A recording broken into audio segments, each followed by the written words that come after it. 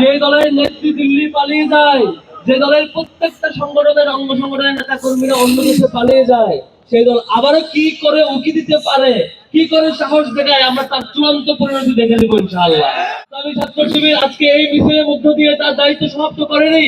ইসলামী ছাত্র শিবির গতকাল থেকে আগামী দিনেও সারা ঢাকা থেকে শুরু করে পুরো বাংলাদেশের প্রত্যেকটা গুরুত্বপূর্ণ স্পট ভাগ ভাগ করে নিয়ে আমরা পাহারা দিব। এর উপর আস্থা রাখতে চাই না, বরং ইসলামী ছাত্র শিবিরের জনশক্তিরা আওয়ামী লীগের সন্ত্রাসী বাহিনীর যে কোথাও যেখানে অবস্থান থাকুক না কেন, তাদের সন্ত্রাসীরা যোগান শুরু করতে চাইলে আমরা তাদেরকে থামিয়ে দিব এবং ধরে জেলে ভরিয়ে দেবো ইনশাআল্লাহ।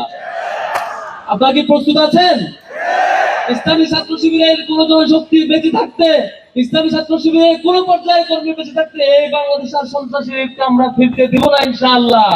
আমরা শহীদদের রক্ত ভুলি নাই, আমরা জুলাই আমাদের হাসে হারানো শহীদদের ভুলি নাই, আমরা 2009 সাল থেকে 24 সাল পর্যন্ত আমাদের একে একে ঝরে পড়া প্রত্যেকটা ভুলকে আমরা মোটেও ভুলি নাই।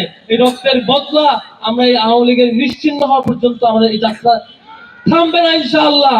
আমাদের এই যাত্রা থামবে না।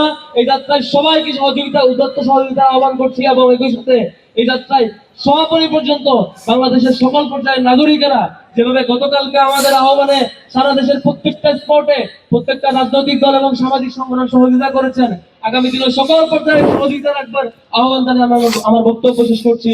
আসসালামু আলাইকুম ওয়া রাহমাতুল্লাহ।